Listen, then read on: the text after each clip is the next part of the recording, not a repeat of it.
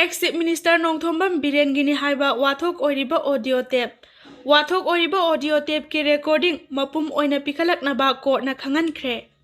Kuki Organization for Human Rights na pikhalakpa hanagi Chief Minister N Birengini haiba audio tape adu mapung oina Gujarat laiba National Forensic Sciences University da pikhalaknaba Supreme Court na Union Government ta Koukhtkhre. Audio clip adu hauzik fawba kari maramgi pikhalaktribano haina Justice Sanjay Kumar na lusingba bench amana lenga ki maikai da lepkiba Additional Solicitor General Aishwarya Bharti da hangaki wafam asigi paukhumda Additional Solicitor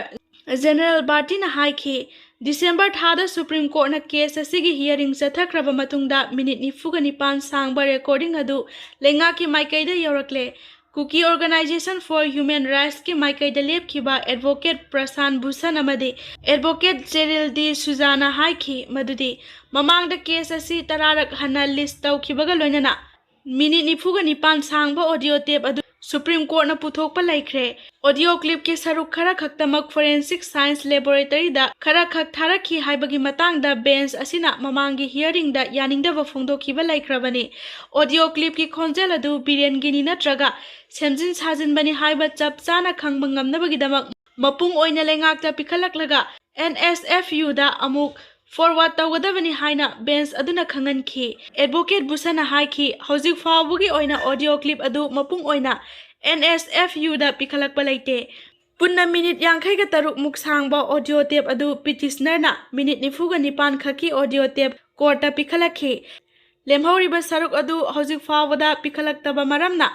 Hiramasigi matang da sabsana achumba puthokpa ngamdabani Kuki Organization for Human Rights ki Special Investigation Team ama semlaga audio tape asigi matang da mapung phana thigat hangadabani haina taksilakhi mamang sahi gi November thada NSFU na haikibada audio clip ta semdok sadokpagi khuda phangbana kanagi khonjel no haiba mayek sengna khangba ngamdre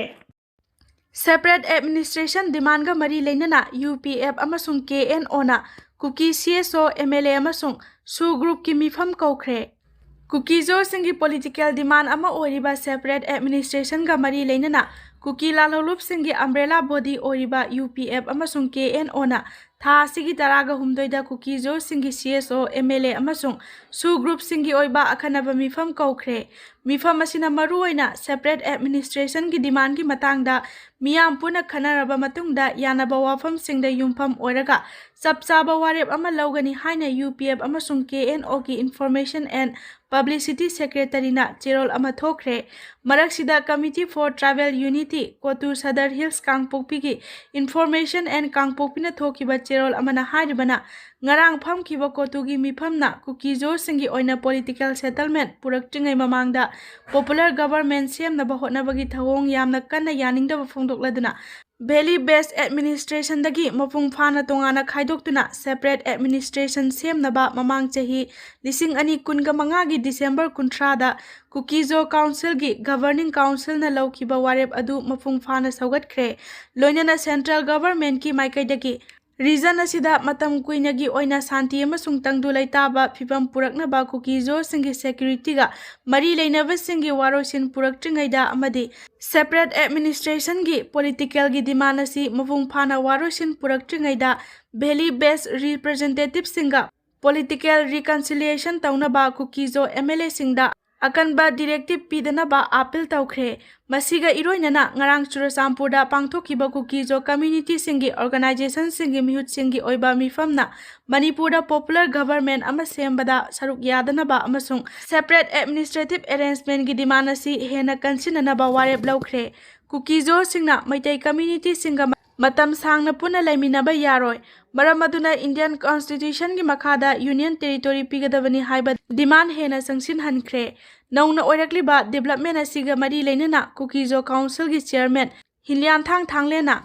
phongdokhibada Kuki zo MLA singi marakta khara amadi popular government semba sida saruk yaningli adubu district singda lairiba Kuki zo miyamgi sentiment asi yenglaga amasung pressure na maram oiraga MLA singadu popular government sembagi mayokta lei adubu masigi chapsaba warep asi January 10 ga humdoida KNO amasung UPF yauna pangthokadariba miyamgi oiba mifamna warep laugani karigumba Kuki zo MLA kharana nauna semgadariba popular government asida yaunaba firep larokpa tarabadi miyamgi mob asi thingba ngamdabagi phibam lakani hairi Bom pokhaifam oiriba saiton nganu konda MP Bimol nangarang chatuna yengsinanaba hotnabada security force na sanghan khidababu yaningdaba phongdokhre Manipur gi ngamkhai manungda India gi masu ahumgi firal yungduna buffer zone haina thamlibasi Indiana Kuki amasung Manipur maitai haina border kharibra haina MP angomsa Bimol akoijamna phongdokhre wafam asi Bisnupur district ki Phobakchau Ikhai police station na konba saitol nganu konda nahal Kuki terrorist singni haina chingnaba singna bom mari thangna na pokhai handuna nganu kongi khunja ani asok apan nangan kibagi thodok adu MP Dr angomsa Bimol akoijamna yengsinba chatpa matamda mafam aduda ngak senbagi thabak tawramba central force ki kangbuna sangba yaroi haiduna athingba pirakpa matamda phongdokhibani MP na saiton hiai kon hek yobaga mafam aduda thokiba bom pokhaibagi thodok adubu yaningdaba phongdoktuna mafam adugi ima singna wakat mifam phamlamba adu unaduna wari sanakhi loinana nahan thokiba bom pokhaibagi mafam duda khongna sangsinnanaba hotnakhi yamna ngaklibadi mafam aduda ngak senbagi thabak tawriba rapid action force RAF ki makok thongba official sing yauna security personnel singna hiai kon amadi nganu konda saba thong yorokpada MP Bimolbu mafam aduda sangba athingba pikhi MP na mafam duda mathau tawriba RAF ki official singda thauna fana haikibada mahak India gi constitution paiduna wasaktuna parliament ta phamduna leibag asigi law sembada yawriba miyoi amani mahakna sangba yade hariba mafam asi Bharat ki masu ahumgi phiral yungduna buffer zone haina thamlibasi India Kuki amasung maitai Manipur haina border kharibra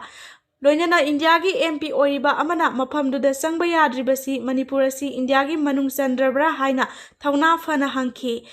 MP Bimol na makha tana phongdokhibada RAF amadi mathau tawriba professional security personnel singdadi sauningde makhoida masi tawgadabani haina yathang piriba Union Home Minister Amit Shah amadi Bharat ki Prime Minister Narendra Modi na masigi thaudang pugadabani haina su phongdokhi MP Dr Angomsa Bimol akoijamgi ngarangi khongchat aduda singjamai AC gi PCC member Oinam Roman Kumbi AC gi ex-INC candidate Dr. Khangembam Romesh Khurai AC gi MPCC gi member Okensu Saruk yakhi